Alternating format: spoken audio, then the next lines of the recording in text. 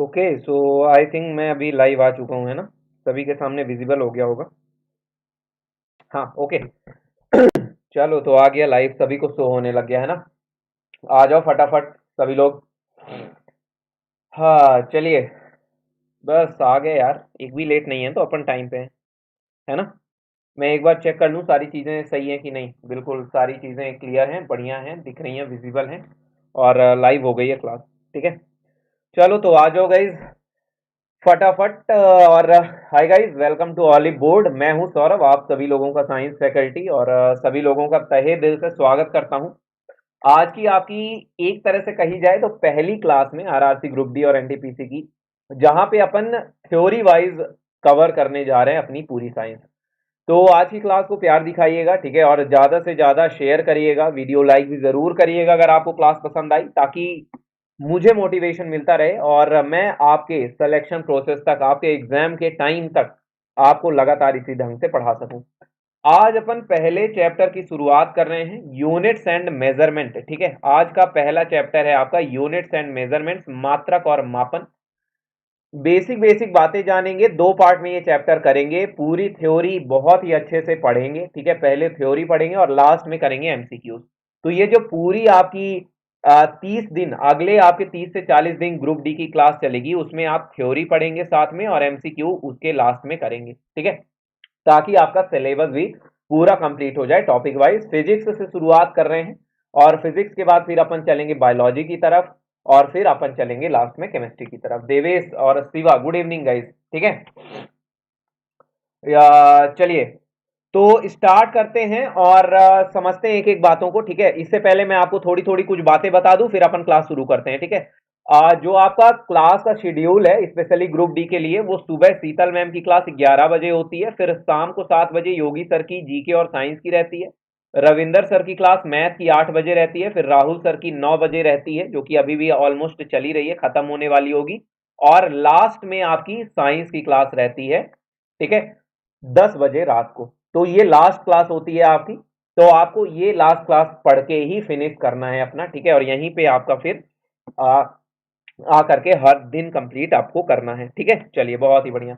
तो स्टार्ट किया जाए और स्टार्ट करते हैं क्लास को। एक छोटी सी बात, आप सभी में जो भी टेलीग्राम ग्रुप ज्वाइन करना चाहते हैं तो साइंस बाई सौरभ सर, इस ग्रुप को आप ज्वाइन कर सकते हैं, और रियल डॉट सौरभ मेरा इंस्टाग्राम हैंडल है। जो बच्चे ज्वाइन करना चाहें वहां पे भी ज्वाइन कर सकते हैं।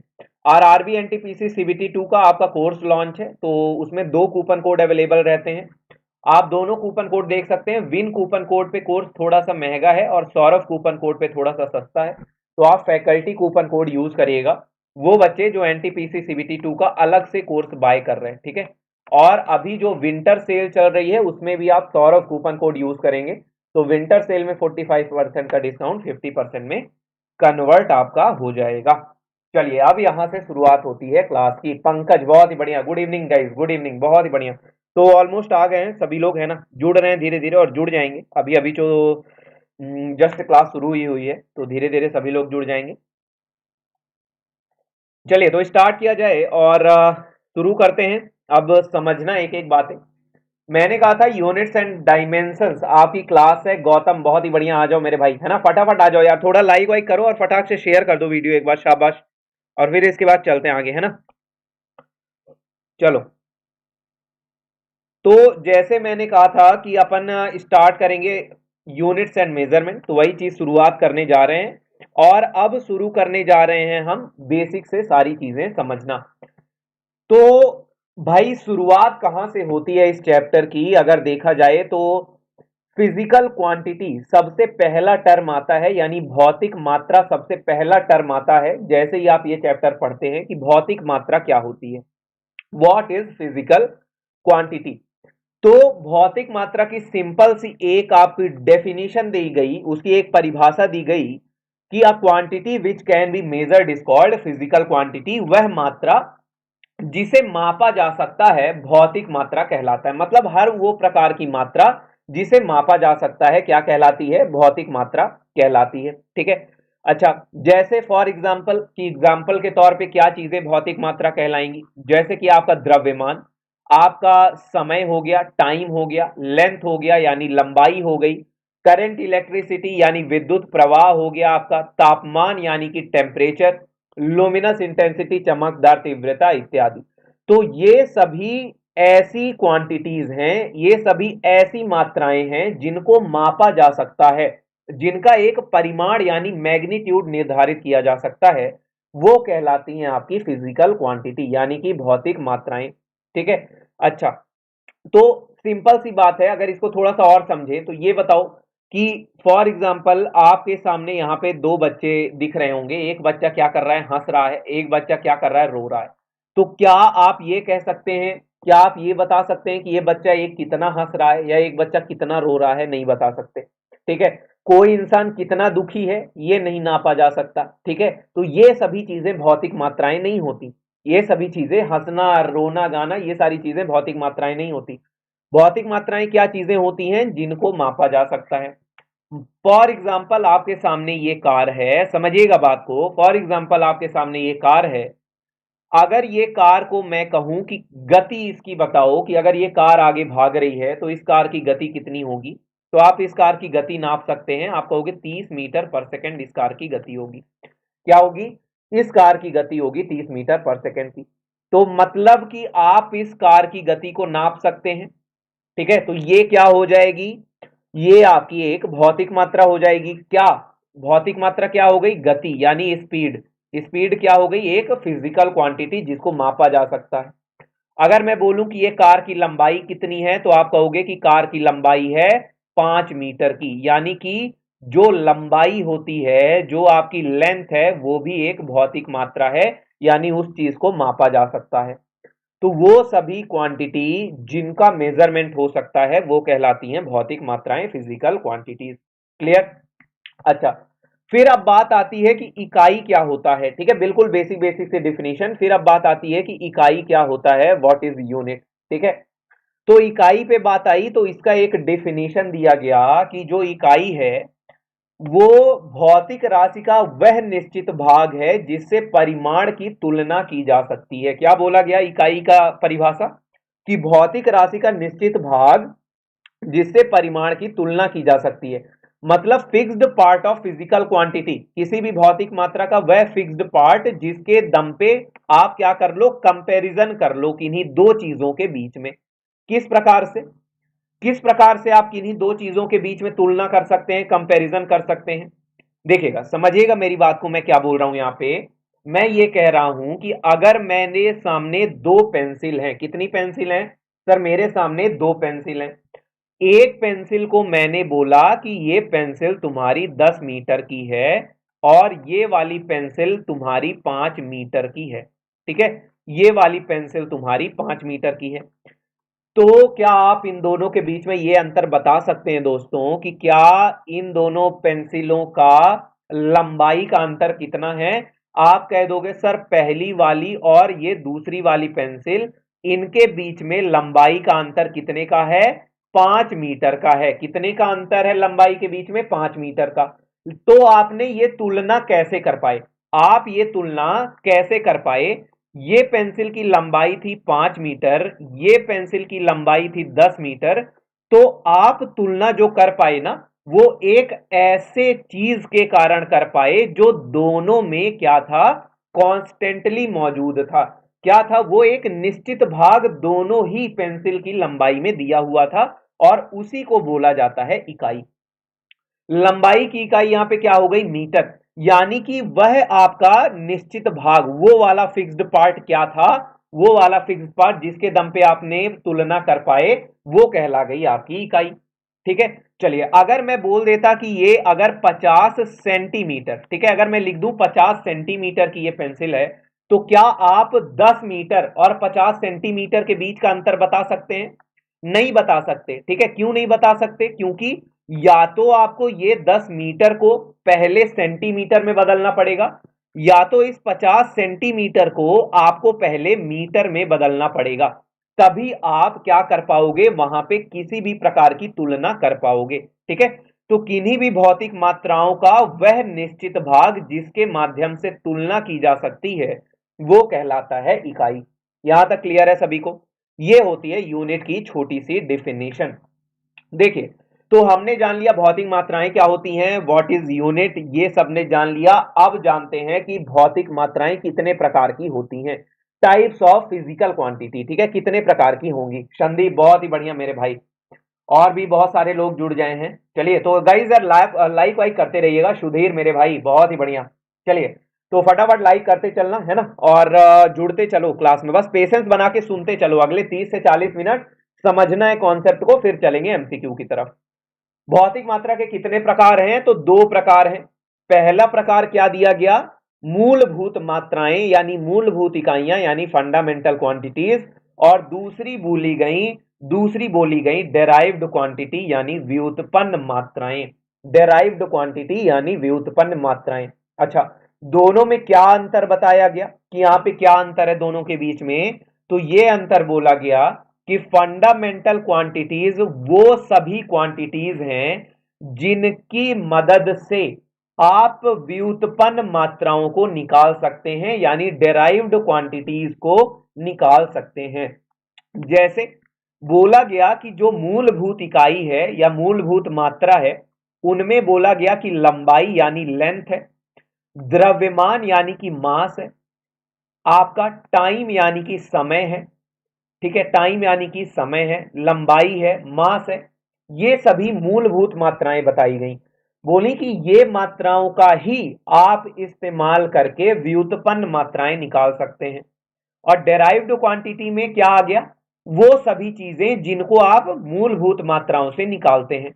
जैसे कि एरिया यानी कि क्षेत्रफल, सबको पता है क्षेत्रफल होता है लंबाई गुणे चौड़ाई यानी लेंथ इंटू ब्रेथ।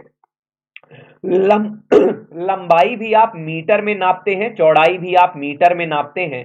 तो यहां से एरिया की इकाई क्या आ गई, मीटर स्क्वायर, यानी क्षेत्रफल की इकाई क्या आ गई, मीटर स्क्वायर आ गई, ठीक है। उसी प्रकार अगर मैं बोल दूं आयतन की बात करूं, आयतन की अगर मैं बात करूं यानी वॉल्यूम की बात करूं, तो वॉल्यूम का फॉर्मूला क्या होता है, वॉल्यूम का होता है लंबाई गुणे चौड़ाई गुणे ऊंचाई। और लंबाई भी मीटर में होती है, चौड़ाई भी मीटर में ही होती है, और ऊंचाई भी मीटर में होती है। तो यहां से आपका आयतन का जो यूनिट आ गया, जो आपका आयतन एक मात्रा थी उसका आपने इकाई निकाल लिया, ठीक है, उसकी आप इकाई निकालने में सक्षम रहे। तो व्युत्पन्न मात्राएं वो सभी मात्राएं हो गई जिन मात्राओं को आप मूलभूत मात्राओं का इस्तेमाल करके निकाल सकते हैं, ठीक है। क्लियर है यहां तक सभी को, चलिए बहुत ही बढ़िया। तो दो प्रकार में भौतिक मात्राएं बांटी गई। फिर क्या हुआ कि जो अंतरराष्ट्रीय प्रणाली है यानी इकाइयों की अंतरराष्ट्रीय प्रणाली यानी international system of unit, Sandeep मेरे भाई ले लिया आपका नाम है ना, चलिए। इंटरनेशनल सिस्टम ऑफ यूनिट जो है अंतरराष्ट्रीय प्रणाली जो है इकाइयों की, वो जब गठित हुई तो उन्होंने क्या बोला कि भैया हम आपको 7 ऐसी भौतिक मात्राएं दे रहे हैं जिन भौतिक मात्राओं का इस्तेमाल करके आप बाकी सभी मात्राएं निकाल सकते हैं। बोले अच्छा ऐसा करेंगे, ठीक है। तो वो 7 मूलभूत मात्राएं कौन सी दी गई, जिनको बोला जाता है फंडामेंटल क्वांटिटीज यानी कि मूलभूत मात्राएं। तो वो दी गई आपको 7 फंडामेंटल क्वांटिटीज, जो कि बहुत बहुत ज्यादा इंपॉर्टेंट है सभी के लिए, ठीक है। फिजिक्स ही पढ़ा रहा हूं दिव्यांशु, है ना। चलिए, मास यानी द्रव्यमान, लेंथ यानी लंबाई, टाइम यानी समय, टेम्परेचर यानी तापमान, विद्युत धारा यानी इलेक्ट्रिक करंट, लुमिनस इंटेंसिटी यानी चमकदार तीव्रता, क्वांटिटी ऑफ मैटर यानी पदार्थ की मात्रा। ये 7 इकाइयां किसने दी, अंतरराष्ट्रीय प्रणालियों ने दी, ठीक है। सॉरी माफ करिएगा, इकाइयों की अंतरराष्ट्रीय प्रणाली, ये एक संगठन है, इस तरह से समझ लो कि ये एक पूरा आपका क्या है, सिस्टम है जो कि इकाइयां निर्धारित करता है। तो उन्होंने आपकी 7 भौतिक मात्राएं बना करके दी, यानी मूलभूत भौतिक मात्राएं। कौन सी, मूलभूत भौतिक मात्राएं, ठीक है। अच्छा, अब इनके सवाल किस तरह से आते हैं, याद रखिएगा, जो ये फंडामेंटल क्वांटिटीज हैं इनका यूनिट क्या है, इनकी इकाई क्या है। तो द्रव्यमान की किलोग्राम होती है, लंबाई की मीटर होती है, टाइम की सेकंड होती है, तापमान की याद रखना है डिग्री सेल्सियस नहीं होती है, बहुत बार ये सभी लोग गलती करते हैं, डिग्री सेल्सियस नहीं होती है, क्या होता है, केल्विन होता है तापमान की इकाई। फिर है इलेक्ट्रिक करंट यानी विद्युत धारा, विद्युत धारा की इकाई एम्पियर होती है। फिर चमकदार तीव्रता, उसकी इकाई कैंडेला दी गई। और उसके बाद क्वांटिटी ऑफ मैटर यानी पदार्थ की मात्रा की इकाई दी गई मोल, ठीक है। और फिर इनको दर्शाया गया, इनका आपको सिंबल प्रदान किया गया। सिंबल जिसका जिसका इंपॉर्टेंट है वो है लुमिनस इंटेंसिटी का और क्वांटिटी ऑफ मैटर यानी पदार्थ की मात्रा का, ठीक है।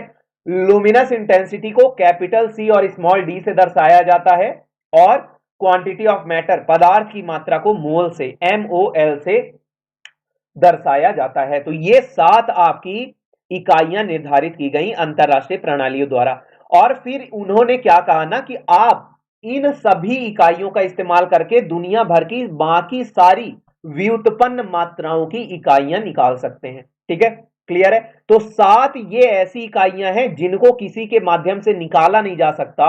ये मूलभूत इकाइयां हैं, लेकिन इनका इस्तेमाल करके दुनिया की बाकी सभी इकाइयां निकाली जा सकती हैं। लेकिन फिर बाद में यही इकाइयों की अंतरराष्ट्रीय प्रणाली ने, इंटरनेशनल सिस्टम ऑफ यूनिट्स ने 2 अनुपूरक इकाइयां बताई, 2 सप्लीमेंट्री यूनिट्स दी। क्यों? क्योंकि ये 2 सप्लीमेंट्री यूनिट्स आपकी मूलभूत इकाइयों से बिल्कुल अलग थी, ठीक है। चलिए तो यहां पे चलते हैं। दिव्यांशु सर आज से टॉपिक वाइज स्टार्ट किया है क्या? हाँ मेरे भाई, आज ही से तो स्टार्ट करना था ना फिजिक्स अपने को, बारी बारी से। चलो यार एक बार थोड़ा शेयर वेयर कर दो फटाक से वीडियो, है ना, और थोड़ा लाइक वाइक करते रहो। चलो तो अनुपूरक इकाइयां क्या होती हैं, सप्लीमेंट्री यूनिट्स क्या होती हैं? तो 2 सप्लीमेंट्री यूनिट दी गई। कौन कौन सी? समतल कोण की और ठोस कोण की, यानी प्लेन एंगल और सॉलिड एंगल, 2 अनुपूरक इकाइयां दी गई। एक कौन सी दी गई? Plane angle. प्लेन एंगल क्या होता है सर? प्लेन एंगल वो एंगल होता है, वो कोण होता है जिसको हम अपने पेपर पे, यानी हम उसको कागज पे बना सकते हैं। यानी इस वक्त की आपकी जो स्क्रीन है वहां पे ये कोण आपको दिख रहा है, ठीक है। जैसे कि ये देखिए, ये वृत्त में एक ये कोण बन रहा है, ठीक है। मैं यहां पे ये कोण बना पा रहा हूं और मान लो मैं इसको क्या दे दिया, नाम क्या दे दिया इसको, थीटा, ठीक है। ये क्या हो गया? थीटा। तो ये कहलाता है समतल कोण यानी कि प्लेन एंगल, ऐसा कोण जो कि एक कागज में बनाया जा सके, सबसे सरलतम परिभाषा, ठीक है। फिर सॉलिड एंगल यानी ठोस कोण क्या बोला गया? तो बोला गया कि ये ठोस पदार्थों में बनने वाले कोण को बोलते हैं। फॉर एग्जाम्पल आप एक शंकु का उदाहरण लीजिए, यानी कि एक कोण का उदाहरण अगर लेते हैं तो शंकु यानी बर्थडे में इस्तेमाल की जाने वाली टोपी आप सभी ने देखी होगी। तो आपने देखा होगा कि यहां पे एक कोना बनता है, तो यहां पे क्या बन रहा है? एक कोण बन रहा है और ये कहलाता है ठोस कोण। शंकु के अंदर बनने वाला जो ये कोण है, यही आपका क्या कहलाता है? सॉलिड एंगल यानी कि ठोस कोण कहलाता है। क्लियर है यहां तक? यहां तक किसी को कोई दुख तकलीफ है? ठोस कोण क्या होता है? सीधे से याद रखो कि भैया बर्थडे में इस्तेमाल होने वाली जो टोपी है उसके अंदर जो कोण बन रहा है ठोस कोण कहलाता है, शंकु के अंदर बनने वाला कोण, ठीक है। चलिए तो ये 3D ऑब्जेक्ट के लिए होता है। किसके लिए होता है? 3D वस्तुओं के लिए होता है। और ये आपका 2 डायमेंशनल यानी कि कागज में ये कोण बनता है। फिर जो इनकी इकाई दी गई वो दी गई रेडियन। किसकी दी गई? प्लेन एंगल की, ठीक है। और इसको दर्शाया गया RAD से, बहुत इंपॉर्टेंट है, ठीक है। दर्शाने का तरीका बहुत इंपॉर्टेंट है। फिर है सॉलिड एंगल, इसकी इकाई दी गई स्टेरेडियन। क्या दी गई इसकी इकाई? स्टेरेडियन। हिंदी इंग्लिश दोनों में सेम कहते हैं, ठीक है। रेडियन हिंदी में भी कहेंगे और स्टेरेडियन भी हिंदी में कहेंगे। तो जो स्टेरेडियन को दर्शाया गया वो स्मॉल s और स्मॉल r से दर्शाया गया। और ये बहुत ही महत्वपूर्ण चीज है। सवाल कई बार यहां से आया है कि जो ठोस कोण की इकाई होती है स्टेरेडियन, उसको किस प्रकार से दर्शाया जाता है, ठीक है। तो उसको दर्शाया जाता है स्मॉल s स्मॉल r से, ठीक है। यहां तक सभी को समझ में आता है? चलिए बहुत ही बढ़िया। तो ये 2 अनुपूरक इकाइयां थी। फिर अब बात करते हैं कुछ व्युत्पन्न SI इकाइयों की, जो कि आपका सबसे बेसिक इकाई है। और इन इकाइयों को कहां से निकाला गया, कहां से इनका इस्तेमाल करके निकाला गया? मूलभूत इकाइयों को, फंडामेंटल यूनिट्स का यूज करके इनको निकाला गया। जैसे कि अपन बात करेंगे कुछ व्युत्पन्न इकाइयों की, ठीक है, या व्युत्पन्न मात्राओं की, और फिर हम उनका निकालेंगे यूनिट कि उनकी इकाई आपकी क्या होगी, उनको दर्शाने का तरीका क्या होगा, उनकी इकाई क्या होगी और यहाँ पे आपकी मात्राएं क्या होंगी, ठीक है। मात्राएं, यहाँ पे आएगा मात्राएं। ठीक है, व्युत्पन्न मात्राएं। तो पहले जैसे मैंने बता दिया था एरिया, एरिया का हमने देख करके बताया ही था, एरिया होता है लंबाई गुणे चौड़ाई। आपको भी पता है कि इंटरनेशनल सिस्टम ऑफ यूनिट ने लंबाई की जो इकाई निर्धारित करी वो मीटर ही निर्धारित करी, और चौड़ाई भी एक लंबाई ही है, चौड़ाई भी एक प्रकार का लंबाई है। तो लंबाई गुणे लंबाई, मीटर गुणे मीटर, क्या इकाई दी गई एरिया की? Metre square. उसी प्रकार से वॉल्यूम का भी मैंने बताया था, वॉल्यूम सभी को पता है, लंबाई गुणे चौड़ाई गुणे ऊंचाई, ये भी क्या होता है? वॉल्यूम का फार्मूला, यानी इसकी इकाई दे गई मीटर क्यूब। फिर बात आती है घनत्व की। अब सभी लोग जानते हैं कि घनत्व क्या होता है, जिसको दर्शाया जाता है डेंसिटी से। यह होता है द्रव्यमान बटे आयतन, यानी मास अपॉन वॉल्यूम। क्या होता है घनत्व? द्रव्यमान बटे आयतन, यानी कि मास अपॉन वॉल्यूम। ठीक है, चलिए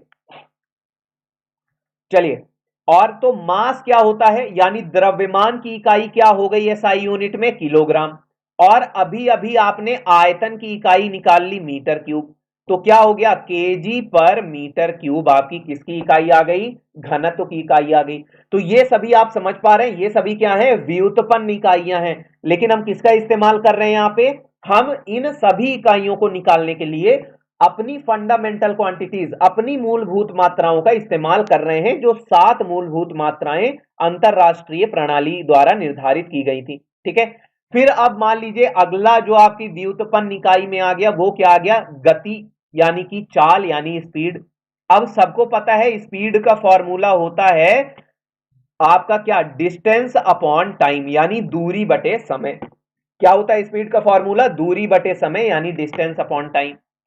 आप कहोगे डिस्टेंस यानी दूरी आपका मीटर में नापा जाता है, क्योंकि दूरी अब एक लंबाई है। दूरी क्या है? एक प्रकार की लंबाई है। डिस्टेंस क्या है? लेंथ है। और लेंथ की एसआई यूनिट मीटर है। और समय की जो एसआई यूनिट निर्धारित करी गई वो सेकंड है, यानी स्पीड की जो इकाई आ गई वो आ गई मीटर पर सेकंड। ठीक उसी प्रकार अगर त्वरण की बात करें, अगर हम बात करते हैं अगली इकाई की, एक्सेलरेशन की, तो त्वरण क्या होता है? सभी को त्वरण का फॉर्मूला पता है। त्वरण होता है वेलोसिटी अपॉन टाइम, यानी वेग बटे समय। क्या होता है त्वरण? वेग बटे समय होता है। तो अगर त्वरण का वेग बटे समय उसका आपका फार्मूला है, तो वेग का अभी अभी आपने इकाई निकाला मीटर प्रति सेकंड, मीटर प्रति सेकंड। लेकिन समय का यहां पे और विभाजन किया गया है, तो एक बार और समय की इकाई लिख दो, तो मीटर पर सेकंड स्क्वायर त्वरण की इकाई आ जाती है। तो अब मुझे लग रहा है यहां पे सभी को क्लियर होगा कि व्युत्पन्न मात्राएं किस प्रकार की मात्राएं होती हैं, जिनको जिनको कहां से निकाला जा सकता है? मूलभूत मात्राओं का इस्तेमाल करके इनको निकाला जा सकता है। ठीक है, तो आज से किसी को भी ये डाउट नहीं रहेगा। अगली जो हम मात्रा अपनी देखेंगे वो है संवेग का, यानी मोमेंटम। क्या होगा? मोमेंटम। मैं अभी फॉर्मूला सबका बताता चल रहा हूं, बाद में इन सब के बारे में पढ़ेंगे। जब मैं आपको गति पढ़ाऊंगा, मोशन पढ़ाऊंगा, तब उस पे अपन मोमेंटम के बारे में पढ़ेंगे। ठीक है, तब उस पे क्या करेंगे? अपन मोमेंटम के बारे में पढ़ेंगे। ठीक है, चलिए तो स्टार्ट करते हैं, देखते हैं मोमेंटम, संवेग। क्या होता है संवेग? इसको दर्शाया जाता है स्मॉल पी से, और ये होता है क्या? ये होता है मोमेंटम क्या? द्रव्यमान गुणे वेलोसिटी। क्या होता है? द्रव्यमान गुणे वेलोसिटी, यानी कि मास इंटू वेलोसिटी कहलाता है संवेग। अब मास का यानी द्रव्यमान का जो आपका निर्धारित किया गया इकाई वो था किलोग्राम, और जो आपका वेग था, वेलोसिटी था, उसकी जो इकाई निर्धारित करी गई वो निर्धारित करी गई मीटर पर सेकंड। यानी कि यहां से संवेग की इकाई आ गई किलोग्राम मीटर प्रति सेकंड। क्या आ गई? किलोग्राम मीटर प्रति सेकंड। तो यहां से आप क्या निकाल सकते हो? अगर संवेग की कभी इकाई पूछे तो आप निकाल लेना। उसी प्रकार अगर मैं कार्य की बात करूं, तो सबको पता है कार्य यानी वर्क, ये होता है फोर्स इंटू डिस्प्लेसमेंट। क्या होता है? फोर्स इंटू डिस्प्लेसमेंट, यानी बल गुणे विस्थापन। क्या होता है? ये बल गुणे विस्थापन होता है। अच्छा, फिर यहां पे अगर बात करें तो बल क्या होता है? बल होता है द्रव्यमान गुणे त्वरण, यानी मास इंटू एक्सेलरेशन इंटू क्या आपका? विस्थापन, यानी डिस्प्लेसमेंट। अब यहां से अगर आप इकाई निकालोगे तो द्रव्यमान होता है किलोग्राम में, एक्सेलरेशन होता है, त्वरण होता है मीटर पर सेकंड स्क्वायर में, और दूरी होती है मीटर में। दूरी कितने में होती है? मीटर में। तो यहां से आ जाएगा किलोग्राम मीटर स्क्वायर पर सेकंड स्क्वायर। ये किसकी इकाई आ गई? ये आ गई वर्क की इकाई। लेकिन लेकिन ये जो वर्क की इकाई है इसको बोलेंगे एमकेएस यूनिट। क्या बोलेंगे? MKS unit. ये मैं कल की क्लास में पढ़ाऊंगा, ठीक है। सिस्टम ऑफ यूनिट जब पढ़ाऊंगा तो उसमें पढ़ाऊंगा कि एफपीएस यूनिट क्या होता है, सीजीएस यूनिट क्या होता है, एमकेएस यूनिट क्या होता है। अभी के लिए बस जान लो, अभी के लिए बस जान लो कि आप इस तरीके से व्युत्पन्न मात्रा निकाल सकते हैं कार्य की। लेकिन इस इकाई का जो नाम दिया गया एसआई सिस्टम ऑफ यूनिट्स द्वारा, इंटरनेशनल सिस्टम ऑफ यूनिट्स द्वारा, जो इसके इकाई को नाम दिया गया वो दिया गया जूल। क्या दिया गया इसके इकाई को नाम? जूल। तो कभी यदि परीक्षा में आपसे पूछे कि वर्क की एसआई यूनिट क्या है, अगर वर्क की एसआई यूनिट आपसे पूछे तो वर्क की एसआई यूनिट जूल होगी, ना कि किलोग्राम मीटर स्क्वायर पर सेकंड स्क्वायर। ठीक है, चलिए। Sir explain the difference between distance and displacement. मेरे भाई आप अपने घर से अपने कॉलेज जाते हैं, अपने कॉलेज जाते हैं तो आप इस प्रकार से टेढ़ा मेढ़ा रास्ता लेकर के अपने कॉलेज जाएंगे। तो मान लीजिए आपने 10 किलोमीटर की दूरी तय करी, ये कहलाता है डिस्टेंस। ये क्या कहलाता है? डिस्टेंस। और मैं अगर आपसे पूछ लूं कि आपके घर से आपके कॉलेज की सबसे निकटतम दूरी कितनी है, सबसे निकटतम दूरी कितनी है, तो आप कह दोगे सर 1 किलोमीटर की है। ठीक है, सबसे निकटतम दूरी आपके घर से आपके कॉलेज की कितनी है? 1 किलोमीटर। और यह कहलाता है विस्थापन यानी कि डिस्प्लेसमेंट। डिस्प्लेसमेंट होता है किन्हीं भी दो बिंदुओं के बीच का सबसे निकटतम दूरी, द क्लोजेस्ट डिस्टेंस और the shortest distance between two points is known as displacement. Clear? चलिए। और डिस्टेंस आपका होता है कि आपने कितनी दूरी तय करी, यही अंतर होता है डिस्टेंस और डिस्प्लेसमेंट में। ठीक है, चलो। अगला जो मात्रा आती है, तो मैंने कहा ना कि आप निकाल तो सकते हो कार्य की इकाई, लेकिन कार्य की इकाई में आपको याद रखना है कि जो एसआई सिस्टम ने निर्धारित करा उसका यूनिट, वो निर्धारित किया जूल। ठीक उसी प्रकार से अभी मैंने बल का निकाल के बताया था कि द्रव्यमान गुणे त्वरण होता है, यानी किलोग्राम, किलोग्राम आपका क्या हो जाएगा? मीटर पर सेकंड स्क्वायर। ठीक है, ये यूनिट हो गई बल की, लेकिन इसको भी नाम दे दिया गया न्यूटन के साइंटिस्ट के नाम पे। ठीक है, तो एसआई यूनिट, ये सभी एसआई यूनिट है, परीक्षा में याद रखना। एसआई यूनिट पूछे तो इसमें टिक मार के मत चले आना, टिक आपको न्यूटन में मारना है। ठीक है, चलो, बहुत ही बढ़िया। अगली जो यूनिट है वो है पावर। क्या है अगली यूनिट? पावर यानी कि शक्ति। शक्ति यानी कि वर्क अपॉन टाइम, कुल मिला करके कि आप कितना कार्य कितने समय में कर सकते हैं, वो दर्शाता है पावर। क्या दर्शाता है? कितना कार्य आप कितने समय में कर सकते हैं, वो दर्शाता है पावर। तो वर्क की यूनिट क्या थी? जूल। और टाइम क्या होता है? सेकंड। और जूल पर सेकंड को नया नाम दे दिया गया वाट, और इसको दर्शाया गया कैपिटल डब्ल्यू से। तो पावर की नई इकाई क्या निर्धारित हो गई? पावर की जो नई इकाई निर्धारित की गई वो हो गई वॉट। क्या हो गई पावर की नई इकाई निर्धारित? वाट हो गई। क्लियर है यहां तक सभी लोगों को? यहां तक कब क्लियर है सभी को? चलिए, बहुत ही बढ़िया। फिर इसके बाद आया दाब, प्रेशर। ठीक है, तो प्रेशर को भी कैपिटल पी से दर्शाते हैं। प्रेशर होता है बल बटे क्षेत्रफल, फोर्स पर यूनिट एरिया। ठीक है, किसी एक निश्चित क्षेत्रफल पे लगाया गया बल, तो वहां से बल बटे क्षेत्रफल, फोर्स अपॉन एरिया कहलाता है प्रेशर। तो फोर्स का जो यूनिट है, फोर्स का जो यूनिट है वो क्या हो गया आपका? किलोग्राम मीटर पर सेकंड स्क्वायर।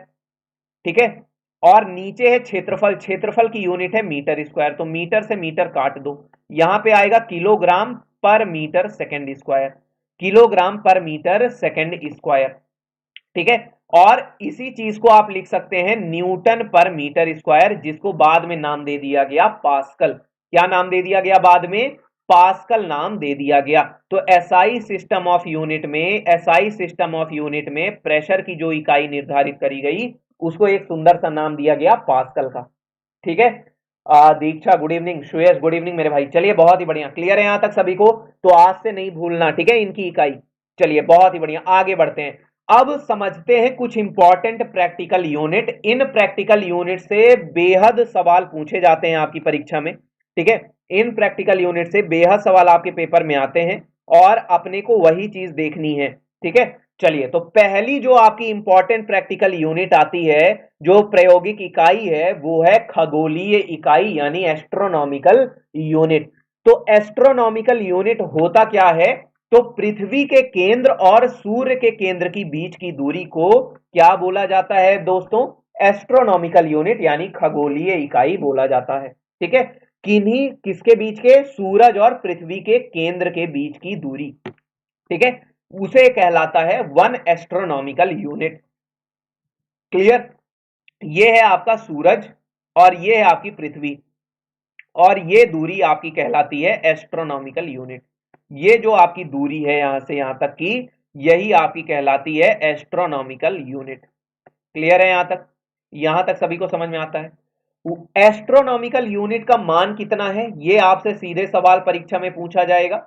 ये बोलेगा 1.496 इंटू 10⁻11 मीटर। कितना होता है? 1.496 इंटू 10⁻11 मीटर होता है। तो आपको ये सारी बातें याद रखनी है। फिर अगली जो आपकी प्रैक्टिकल यूनिट हुई, वो हुई लूनर डिस्टेंस की, जिसे चंद्र दूरी कहते हैं। तो लूनर डिस्टेंस क्या होता है कि पृथ्वी के केंद्र से चंद्रमा के केंद्र तक की दूरी कितनी है, या किसी भी प्लेनेट, किसी भी ग्रह से उस ग्रह के चंद्रमा की दूरी कितनी है, वो कहलाता है चंद्र दूरी यानी कि लूनर डिस्टेंस, ठीक है। केंद्र से केंद्र की दूरी, केंद्र से केंद्र की दूरी कहलाती है लूनर डिस्टेंस। और जो पृथ्वी के केंद्र से, जैसे मान लीजिए ये हमारी अर्थ है, ठीक है, हमारी अर्थ है, अर्थ के केंद्र से आपका जो चंद्रमा है, ठीक है, हमारा जो मून है, उसका जो दूरी है, ये कहलाती है आपकी लूनर डिस्टेंस। कितनी होती है? 3.843 इंटू 10⁸ मीटर, 10⁸ मीटर के बराबर होती है, ठीक है। चलिए, अगली चीज है, यहां पे थोड़ा सा अगर देख लेते हैं, अगर आपको और देखने का मन है तो सारी चीजें क्लियर हो जाएंगी। जैसे ये क्या है? हमारा सूरज है, ठीक है, ये हमारी क्या है? अर्थ है, एक अच्छा सा डायग्राम। ये हमारा क्या है? मून है, ठीक है। तो ये सूरज और अर्थ, इसको बोला जाता है, यहां से यहां तक के इसके केंद्र की दूरी को बोलते हैं क्या? एस्ट्रोनॉमिकल यूनिट बोला जाता है, ठीक है, एस्ट्रोनॉमिकल यूनिट। ठीक, यहां पे देख सकते हैं, ये है मून, और ये वाली दूरी को क्या नाम दिया गया? ये वाला दूरी को क्या नाम दिया गया? लूनर डिस्टेंस इसको नाम दिया गया, ठीक है।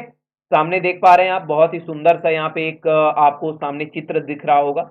और सूरज से प्रकाश चला, तो प्रकाश ने पूरा कितना दूरी, मान लीजिए कि प्रकाश कहां से चला?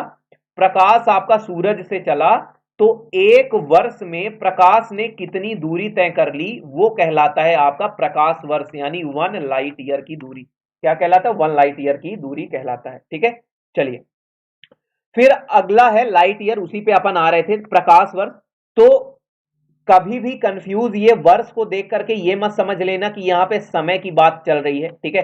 वर्ष लिखा हुआ देख करके कभी भी यहाँ पे आप ये कंफ्यूज मत होना कि बात चल रही है समय की। समय की बात नहीं चल रही है, बात चल रही है दूरी की। किसकी दूरी की? Distance travelled by light in vacuum in 1 year. प्रकाश द्वारा निर्वात में एक वर्ष में तय की गई दूरी कहलाता है प्रकाश वर्ष, ठीक है। और होता कितना है 1 लाइट ईयर? 9.46 into 10⁻15 metre. कितना होता है? 9.46, 10 गुणे 10⁻15 मीटर के बराबर होता है, ठीक है। और इसके बाद एक जो आपकी इकाई है सबसे महत्वपूर्ण, वो इकाई होती है पारसेक की, ठीक है। और ये पारसेक जो है, ये आपकी दूरी की सबसे बड़ी इकाई होती है। तो कभी परीक्षा में अगर सवाल भी पूछेगा, तो सवाल इस तरह से पूछेगा, which one of the following is the largest unit of distance? निम्नलिखित में से कौन दूरी की सबसे बड़ी इकाई है? तो वो पारसेक है। और एक पारसेक किसके बराबर होता है? 3.26 लाइट ईयर के बराबर होता है। कितना होता है? एक पारसेक 3.26 लाइट ईयर के बराबर होता है, ठीक है। तो ये सवाल 1000 बार पूछा गया है और 1000 बार आगे पूछा जाएगा। आगे आने वाले भविष्य में ये सवाल आपसे 1000 बार पूछा भी जाएगा, ठीक है। तो दूरी की सबसे बड़ी इकाई है पारसेक, 3.26 लाइट ईयर, ठीक है। मतलब कि सोचो, लाइट एक साल में इतना दूरी तय कर रही है, सोचिए, आप खुद सोचिए, 9.46 into 10 to the power 15 metre. अब उसका भी 3.26 गुना 1 पारसेक कहलाता है, ठीक है। और जो अपनी आखिरी वाली इकाई है, जो अपनी महत्वपूर्ण ये प्रैक्टिकल यूनिट है, वो है द्रव्यमान संबंधी, यानी मास यूनिट, मास की है। और ये मास की सबसे बड़ी इकाई है, ये द्रव्यमान की सबसे बड़ी इकाई है, जिसे चंद्रशेखर लिमिट कहा जाता है। क्या बोला जाता है? जिसे चंद्रशेखर लिमिट कहा जाता है। तो ये द्रव्यमान की सबसे बड़ी इकाई होती है। और एक चंद्रशेखर लिमिट किसके बराबर होता है? एक चंद्रशेखर लिमिट होता है 1.4 into the mass of the sun. एक चंद्रशेखर लिमिट, एक चंद्रशेखर लिमिट किसके बराबर होता है? 1.4 गुणे किसका? सूरज का द्रव्यमान, सूर्य के द्रव्यमान के बराबर, ठीक है, सूर्य के द्रव्यमान के बराबर। सोचिए, इतना ज्यादा भार, सूरज का जितना भार है, सॉरी माफ करिएगा, द्रव्यमान है, भार और द्रव्यमान दोनों अलग चीज है, ठीक है, माफ करिएगा। सूरज का जो द्रव्यमान है उसमें 1.4 गुना कर दो तो चंद्रशेखर लिमिट आती है, और ये द्रव्यमान की सबसे बड़ी इकाई कहलाती है। क्लियर है? यहां तक सभी को क्लियर है मेरे भाइयों? चलो बहुत ही बढ़िया। तो यहां पे थ्योरी वाला पोर्शन खत्म होता है। पहला सवाल आप सभी के सामने आता है, कितनी मूलभूत इकाइयां हैं? फटाफट आंसर आपको करते हुए चलना है, ठीक है। कितनी मूलभूत इकाइयां हैं? पहला सवाल, पहला सवाल, कितनी मूलभूत इकाइयां हैं? चलो यहां पे खत्म करते हैं, बाकी चीजें कल वाली क्लास में डिस्कस करेंगे, ठीक है। जैसे कि आपका सिस्टम ऑफ यूनिट, ठीक है, जो आपकी इकाइयों की जो पद्धति है उसको अपन कल पढ़ेंगे। FPS system of unit, CGS system of unit, MKS system of unit, SI system of unit, और आपका डायमेंशनल फॉर्मूला क्या होता है, वो सारी चीजें कल की क्लास में पढ़ेंगे। आज अपन केवल बेसिक बेसिक से सवाल करेंगे, अपना जो भी हमने आज पढ़ा है उससे संबंधित, ठीक है। चलो, 7 सभी का करेक्ट आंसर आ रहा, शुभम, हिमांशु, देवेश, बहुत ही बढ़िया। तो 7 आपकी फंडामेंटल क्वांटिटीज निर्धारित करी गई, ठीक है। अगला सवाल है, निम्नलिखित में से कौन सा पूरक इकाई है? Which one of the following is supplementary unit? निम्नलिखित में से कौन पूरक इकाई है? Which one of the following is supplementary unit? Diksha, class जल्दी नहीं हो गई दीक्षा, 40 मिनट हो गए, ठीक है। आपको लगा होगा जल्दी, लेकिन हमारी क्लास को शुरू हुए 40 मिनट हो गया है ना। और फिर अभी तो क्वेश्चंस भी करने हैं ना, अभी तो एमसीक्यूज करने हैं ना, फिर एमसीक्यू होते होते हो जाएगी क्लास। चलिए, तो मैंने आपको बताया था, अब रिवीजन के तौर पे एमसीक्यू करिएगा। बिल्कुल डी ऑप्शन करेक्ट आंसर है। मैंने बोला रेडियन सप्लीमेंट्री यूनिट है। रेडियन को जो दर्शाया गया वो आर ए डी से दर्शाया गया, स्टे रेडियन को दर्शाया गया स्मॉल एस स्मॉल आर से, ठीक है। तो ये इनके दर्शाने का तरीका है, और ये दोनों आपकी पूरक इकाइयां कहलाती हैं। फिर तीसरा सवाल है, which one of the following unit is a fundamental unit? निम्नलिखित में से कौन सी एक मूलभूत इकाई है? निम्नलिखित में से कौन सी एक मूलभूत इकाई है? चलिए, कौन सी मूलभूत इकाई है? वॉट, जूल पर सेकंड, एम्पियर या न्यूटन? मूलभूत इकाई कौन सी है? तो जो यहां पे मूलभूत इकाई है वो हो गई क्या? एम्पियर। बिल्कुल सुयस, एम्पियर आपका करेक्ट आंसर यहां पे हो गया। एम्पियर किसकी इकाई है? विद्युत धारा यानी इलेक्ट्रिक करंट की इकाई है। जो 7 आपकी निर्धारित की गई थी, जो 7 इकाइयां निर्धारित करी गई थी, उनमें से एक क्या हो गया आपका? इलेक्ट्रिक करंट हो गया। फिर प्रकाश वर्ष किसकी इकाई है? प्रकाश वर्ष किस चीज की इकाई है? Which whose unit is light year? तो लाइट ईयर ये भी बता दो, फटाक से बता दो सभी लोग इसका आंसर। प्रकाश वर्ष किसकी इकाई है? समय की है, दूरी की है, वेग की है, या इनमें से किसी भी की नहीं?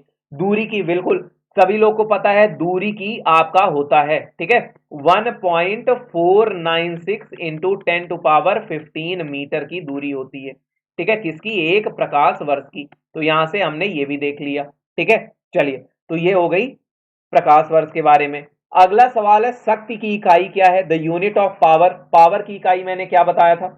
वॉट बताया था, जूल प्रति सेकंड बताया था, एम्पियर बताया था, या न्यूटन बताया था? बताओ, शक्ति की इकाई हमने क्या बताई थी जब हमने अभी पीछे पढ़ा? तो शक्ति की इकाई आपको क्या बताई गई थी? वॉट। चलिए, तो बढ़िया, पावर का मैंने क्या बोला था? वॉट बोला था, ठीक है। पावर का मैंने क्या बोला था आपसे? वाट आपको कहा था। चलिए एक और चीज, अगर मैं एक हॉर्स पावर का मतलब क्या होता है, अगर कभी लिखा रहे सवाल में, सबको पता है वैसे तो, एक हॉर्स पावर 746 वाट के बराबर होता है। कितना होता है? एक हॉर्स पावर अगर कभी पूछे तो ये 746 वाट के बराबर हुआ करता है। ठीक है, एम्पियर करंट की न्यूटन आपके बल की फोर्स की यूनिट होती है। क्लियर है? चलिए अगला सवाल है, कैंडला किसकी इकाई है? Candela is the unit of, candela is the unit of magnetic flux, चुंबकीय प्रवाह, intensity of electric field, luminous intensity या चार्ज। लुमिनस इंटेंसिटी या चार्ज क्या होगा? तो बताओ। 746 वॉट, बिल्कुल C option, luminous intensity is the correct answer. लेकिन मैं अगर यहां से एक सवाल पूछूं, अब सवाल सुनिएगा, चुंबकीय प्रवाह यानी मैग्नेटिक फ्लक्स किसकी इकाई है? बता दो फटाक से, मैग्नेटिक फ्लक्स किसकी इकाई है? बता दो। मैग्नेटिक फ्लक्स की यूनिट बता दो। ठीक है, मैग्नेटिक फ्लक्स की यूनिट बता दो, ये ना बताओ किसकी इकाई है, इसकी यूनिट बता दो।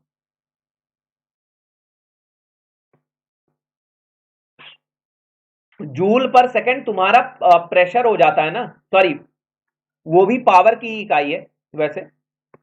नहीं, पावर क्या होता है? वर्क अपॉन टाइम ना।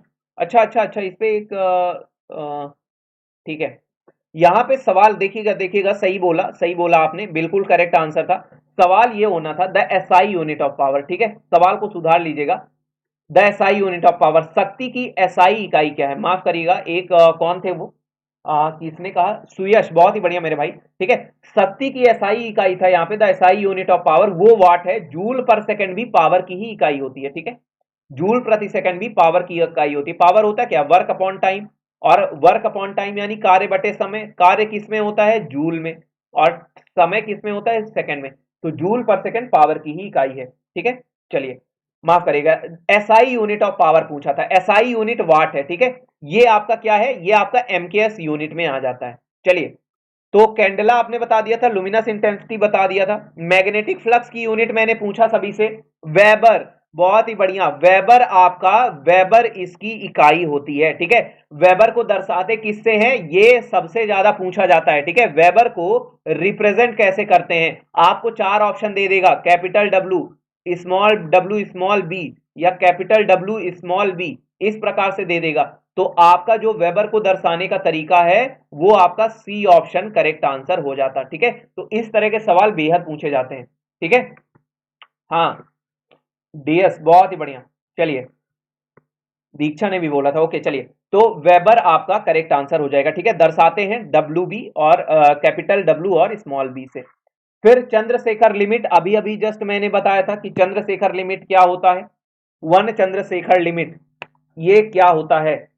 तो सबने बताया था इसका आंसर फटाक से, क्या बताया था? कि सूर्य के द्रव्यमान का 1.4 गुना, 1.4 टाइम्स द मास ऑफ सन आपका चंद्रशेखर लिमिट होता है।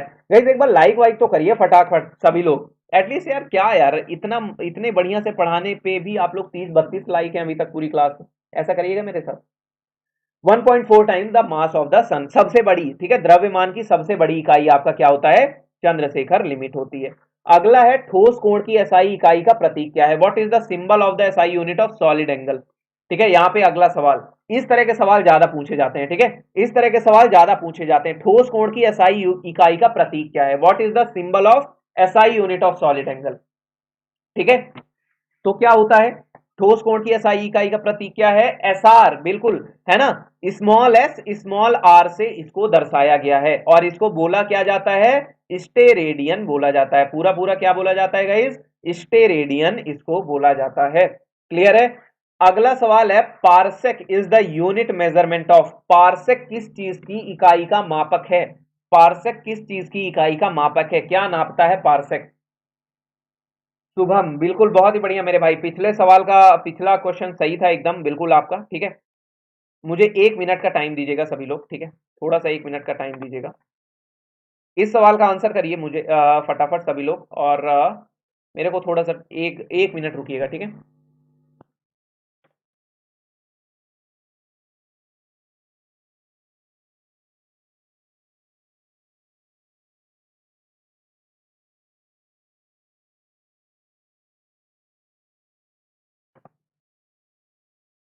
सभी लोग रुकेंगे बस, 1 मिनट का मुझे समय देंगे, मैं थोड़ा सा एक चीज करेक्ट कर रहा हूँ यहाँ पे।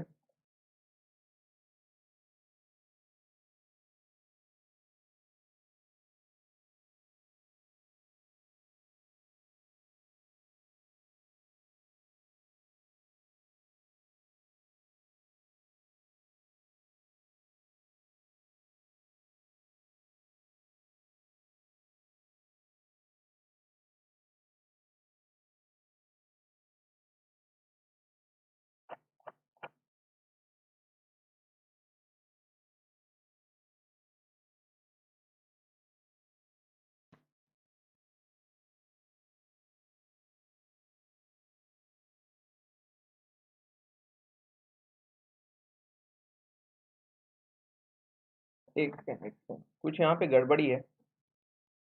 तो यार मेरा ये माउस क्यों नहीं काम कर रहा है? एक सेकंड गाइस, ठीक है, थोड़ा सा मुझे दीजिएगा समय।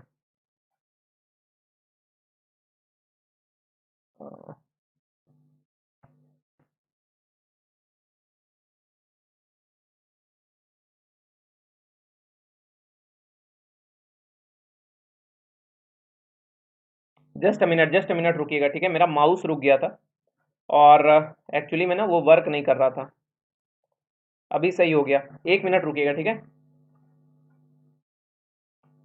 मैं इसको ठीक कर रहा हूँ। पता नहीं अचानक से माउस का वो कर्सर रुक गया, वो मूव ही नहीं कर रहा था। बस बस बस, यार पहली क्लास में ही सारी चीजें आती हैं। अरे बस बता रहा हूँ ना, ओपन कर रहे हैं अपन। यार माउस का कर्सर रुक गया था मेरे, है ना।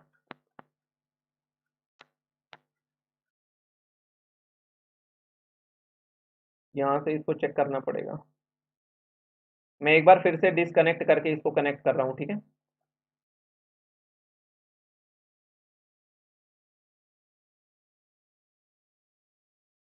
चलिए, ठीक हो गया ये ऑलमोस्ट।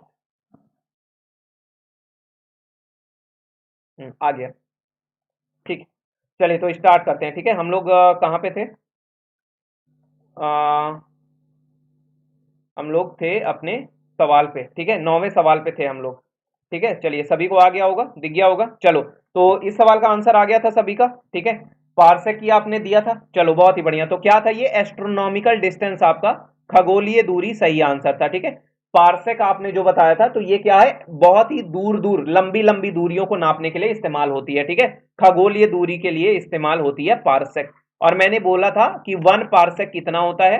1 पार्सेक कितना होता है? 3.26 लाइट ईयर्स के बराबर होता है 1 पार्सेक, ठीक है। चलो बहुत ही बढ़िया। अगला सवाल है, 1 एस्ट्रोनॉमिकल यूनिट कितना होता है? 1 एस्ट्रोनॉमिकल यूनिट कितना होता है? बता दो फटाक से। हाँ, सबसे बड़ी दूरी वो होती है। 1 एस्ट्रोनॉमिकल यूनिट किसके बराबर होता है? गाइस लाइक वाइक करते रहना, ठीक है। और माफ करिएगा यार, ठीक है, आप लोग को वेट करना पड़ा 2 मिनट के लिए। कोई नहीं, हो जाता है कभी कभी, है ना, कुछ गड़बड़ी। चलो, तो आपसे अगला सवाल है, 1 एस्ट्रोनॉमिकल यूनिट कितना होता है, ये बता दो फटाक से। हाँ, तो बिल्कुल 1.496 इंटू 10⁻11 मीटर होता है 1 एस्ट्रोनॉमिकल यूनिट। और हमने ये भी देखा था कि 1 एस्ट्रोनॉमिकल यूनिट सूरज के केंद्र से और पृथ्वी के केंद्र के बीच की दूरी होती है, ठीक है। सूरज के केंद्र से पृथ्वी के केंद्र की दूरी होती है। अगला सवाल है, निम्नलिखित में से कौन ऊर्जा की व्यावसायिक इकाई है? Which one of the following is the commercial unit of energy? Energy का कॉमर्शियल यूनिट का क्या मतलब होता है? अगर सवाल यह है कि ऊर्जा की आपका व्यवसायिक इकाई, इसका मतलब क्या होता है? क्या चीज आप समझते हैं इससे? यानी कि जो व्यवसाय में इस्तेमाल की जाती है ऊर्जा, जो व्यवसाय में यानी कि बिजनेस पर्पस से इस्तेमाल की जाती है, ठीक है, कॉमर्शियल पर्पस से जो ऊर्जा इस्तेमाल की जाती है, उसकी इकाई क्या होती है? तो वो आपकी ऊर्जा, सबसे पहली चीज है ऊर्जा, तो किलो वाट आवर में होती है। वाट आपका पावर की इकाई होती है, ठीक है, पावर। और किलो वाट भी आपका पावर की इकाई हो गई, ठीक है, किलो वाट भी आपकी पावर की इकाई हो गई। जूल आपकी, बिल्कुल, ये आपके कार्य की भी इकाई होती है, वर्क की भी इकाई होती है, और यही आपके एनर्जी की भी यानी ऊर्जा की भी इकाई होती है। यही आपके ऊर्जा की भी इकाई होती है। लेकिन सवाल बहुत ही संभला हुआ है कि कॉमर्शियल यूनिट कौन सी है। तो अगर व्यवसायिक इकाई है तो वो किलोवाट आवर होती है, ठीक है। क्या होती है? Kilowatt hour. तो कभी भी वाट पढ़ करके ये मत सोच लेना कि किलोवाट आवर पावर की इकाई है, ऐसा कभी नहीं होता है ना, ऐसा कभी नहीं होता। थर्म किसकी इकाई है, ये मैंने पहले भी करा रखे हैं सारे सवाल। ये ऊष्मा की इकाई है ना, थर्म से, थर्म का क्या मतलब होता है, ऊष्मा होता है इसका अर्थ, है ना, ये ऊष्मा की इकाई आपकी हो जाती है। थर्मामीटर, थर्म से, है ना, तापमान, यानी ऊष्मा की इकाई आपकी होती है। क्लियर है। चलिए अगला है कि not is the measurement of, not क्या मापने में इस्तेमाल किया जाता है, नॉट क्या मापने में इस्तेमाल किया जाता है, नॉट क्या मापने में इस्तेमाल किया जाता है, फटाफट बता दो सभी लोग, नॉट क्या मापने में, बताइए। चलिए तो नॉट बिल्कुल करेक्ट है, स्पीड ऑफ द शिप नापने में इस्तेमाल किया जाता है, जहाज की गति नापने में कि जहाज कितनी तेजी से भाग रहा है, ठीक है, तो वो बोलते हैं नॉटिकल माइल। जो शब्द इस्तेमाल किया जाता है वो क्या इस्तेमाल किया जाता है, नॉटिकल माइल, है ना, नॉटिकल मील दूरी, नॉटिकल माइल आपका डिस्टेंस ये कहलाता है। ठीक है, चलिए एक नॉटिकल माइल लगभग लगभग कितना होता है, ये 1.2 मील्स के बराबर, 1.2 मील के बराबर होता है नॉटिकल माइल। क्लियर। चलिए अगला सवाल है, निम्नलिखित में से किसका आयाम आवेग के समान है। ये भी मैंने, वो बच्चे जो मेरे से पहले पढ़ चुके हैं वो तुरंत से बता देंगे कि मैंने इसमें एक ट्रिक बताई थी, ये सवाल में क्यों बताई थी, क्योंकि ये एक इकलौता ऐसा सवाल है जिसमें कि दो भौतिक मात्राओं का जो आपका इकाई है वो एक दूसरे के समान है, और यही दोनों इकाइयां आपकी लगातार पेपर में रिपीटेड फॉर्म में पूछी जा रही हैं। ठीक है, तो क्या है, इंपल्स का पूछा है यानी आयाम आवेग का पूछा है तो संवेग के बराबर हो जाएगा। मैंने आपको बताया था आवेग संवेग प्रमेय यानी इंपल्स मोमेंटम थ्योरम, क्या बताया था मैंने, आवेग संवेग प्रमेय यानी इंपल्स मोमेंटम थ्योरम आपको मैंने पढ़ाई थी, और मैंने कहा था कि ये ऐसी थ्योरम है, इंपल्स मोमेंटम थ्योरम ऐसी थ्योरम है जिससे क्या चीज करी गई थी, इंपल्स मोमेंटम थ्योरम से आपका न्यूटन के गति का दूसरा नियम को परिभाषित किया गया था। न्यूटन के गति के दूसरे नियम को क्या किया गया था, गति के दूसरे नियम को, सेकंड लॉ को क्या किया गया था, डिफाइन किया गया था, परिभाषित किया गया था, किसकी मदद से, इंपल्स मोमेंटम थ्योरम की मदद से। ठीक है, चलिए अगर आप इकाई निकाल के देखेंगे तो मोमेंटम की जो आपकी इकाई होती है, मोमेंटम की इकाई, मोमेंटम का फॉर्मूला होता है मास इंटू वेलोसिटी यानी किलोग्राम मीटर पर सेकंड, और अगर इंपल्स में बताऊं तो इंपल्स होता है फोर्स इंटू यानी बल गुणे समय, है ना, किसी भी जगह पे आप जब बहुत ज्यादा तेज से बल लगाते हैं बहुत ही कम समय के लिए, वो कहलाता है इंपल्स। और फोर्स का जो फार्मूला होता है, जो इकाई होती है वो क्या होती है आपकी, मास इंटू एक्सेलरेशन यानी किलोग्राम मीटर प्रति सेकंड स्क्वायर, और ये आपका क्या है, समय, समय यानी सेकंड, तो सेकंड से सेकंड काट दो और आएगा किलोग्राम मीटर प्रति सेकंड। आप देखो ये दोनों इकाइयां क्या एक दूसरे के बराबर हैं, यानी कि आपका इंपल्स यानी आवेग और संवेग की इकाई बराबर हो जाएगी। क्लियर है यहां तक। चलिए बहुत ही बढ़िया, अगला सवाल, which one of the following is the fundamental quantity, यहां पे भी वही पूछा है कि फंडामेंटल क्वांटिटी कौन सा है। आखिरी सवाल आपका यहां पे भी यही पूछा, फंडामेंटल क्वांटिटी कौन सा है। और गाइस एक बार यार दबा के ठोक के सभी लोग लाइक कर दो वीडियो, है ना, फटाफट। आखिरी सवाल पे अपन आ चुके हैं, आपसे पूछा है फंडामेंटल क्वांटिटी क्या होगी, है ना, मौलिक मात्रा तो सबको पता है समय हो गया, ठीक है, बिल्कुल टाइम हो गया यार, है ना, इतना तो आसान है ही है ना। चलिए टाइम आपका करेक्ट आंसर हो जाएगा, आयतन, टाइम, वेलोसिटी और फोर्स, ये थे, टाइम आपका करेक्ट आंसर हो जाएगा। वॉल्यूम भी आपने निकाल करके ही देखा था, ये एक व्युत्पन्न इकाई है। वेलोसिटी भी आपने निकाल के देखा था, वेलोसिटी क्या होता है, डिस्टेंस अपॉन टाइम, और बल यानी फोर्स भी आपने निकाल के देखा था। तो ये सभी व्युत्पन्न इकाई हैं जिनको क्या किया जा सकता है, निकाल के देखा जा सकता है। ठीक है, चलिए तो यहां पे आज का पार्ट 1 आपका कंप्लीट होता है, और अब कल वाले पार्ट में, ठीक है, अब आप सुन लीजिए, जब आपका पार्ट 2 आएगा तो कल वाला जो पार्ट रहेगा यानी कि जो यूनिट्स एंड मेजरमेंट का कल वाली क्लास रहेगी वो रहेगा पार्ट 2। मैं अभी बता दे रहा हूं क्या पढ़ेंगे, सिस्टम ऑफ यूनिट्स पढ़ने वाले हैं। ठीक है, क्या पढ़ेंगे, यहीं से आगे मैं शुरुआत करूंगा, सिस्टम ऑफ यूनिट्स पढ़ेंगे, ठीक है, इकाइयों की पद्धति, जिसमें पढ़ेंगे एफपीएस सिस्टम ऑफ यूनिट क्या होता है, सीजीएस सिस्टम ऑफ यूनिट क्या होता है, एमकेएस सिस्टम ऑफ यूनिट क्या होता है, और फिर पढ़ेंगे डायमेंशनल फॉर्मूला के बारे में। किसके बारे में पढ़ेंगे, डायमेंशनल फॉर्मूला के बारे में भी पढ़ेंगे। तो ये रहेगा कल का टॉपिक, और फिर करेंगे पूरे पूरे सवाल। ठीक है, चलिए कल करेंगे पूरे पूरे शानदार से सवाल इसी पे बेस्ड, ठीक है। चलिए बहुत ही बढ़िया। ओके, तो लगभग क्लास का एंड है, विंटर सेल चल रही है, ठीक है। ये आपकी 3 दिन चलेगी, कब से कब, 13 से 16 दिसंबर, ठीक है। तो आप लोगों में से जो भी अगर गलती से भी सोच रहा है कोर्स लेने को, तो ले लो, इससे सस्ता नहीं मिलने वाला, क्योंकि इसके बाद महंगा हो जाएगा, फिर आप बोलना मत कि सर 3 दिन तो कोर्स सस्ता था फिर मिला क्यों नहीं, ठीक है। तो आपको 45% का भी ऑफ है अगर विंटर कूपन कोड अप्लाई करोगे, और सौरभ अप्लाई कर दोगे तो ये जो आपका डिस्काउंट है ये 50% का हो जाएगा, ठीक है। तो हमेशा फैकल्टी कूपन कोड पे, चाहे वो कोर्स कितना भी सस्ता हो जाए, आपको extra discount faculty coupon code से मिलेगा, ठीक है। तो सौरभ अप्लाई कर देना, तो ये जो विंटर सेल चल रही है इसमें 50% का डिस्काउंट हो जाएगा 45 की जगह पे, ठीक है। सभी, चाहे एसएससी एलीट लो, चाहे आप सुपर एलीट लो, ठीक है, या एसएससी के कोई भी लो, या रेलवे का कोई भी आप कोर्स खरीदते हो तो, ठीक है। 4 दिन ये आपके सामने रहेगा सेल। क्लियर है? चलो गुड नाइट गाइज, और सभी लोग थक भी गए होंगे, 11 बज गया रात के, ठीक है। और सभी लोग सोइए, और मिलते हैं कल की क्लास में। उम्मीद करता हूँ आप सभी को पसंद आया होगा, ठीक है। दीक्षा, गौतम, सभी लोग, शुभम, थैंक्स अलॉट मेरे भाई, कल मिलते हैं, ठीक है। चलिए बाय बाय, मिलते हैं कल। हाँ, कल सुयस डायमेंशनल फार्मूला ज्यादा कराएंगे, और आप लोग को जिनको भी पीडीएफ चाहिए वो साइंस बाई सौरभ सर के नाम से आप टेलीग्राम ग्रुप ज्वाइन कर लो, science by Saurabh sir, spelling सही से डालना, ठीक है। इस पे आपको सारी पीडीएफ मिल जाएंगी क्लास की, सारी पीडीएफ आपको यहाँ पे मिल जाएंगी, अभी की और पहले की जितनी क्लासेस हुई हैं उन सभी की भी पीडीएफ मिल जाएंगी, ठीक है। एक बार ठोक के सभी लोग लाइक कर दो, 40 से ऊपर पहुंच जाए, और फिर अपन क्लास यहीं पे खत्म करते हैं। Take care, bye bye, have a nice day.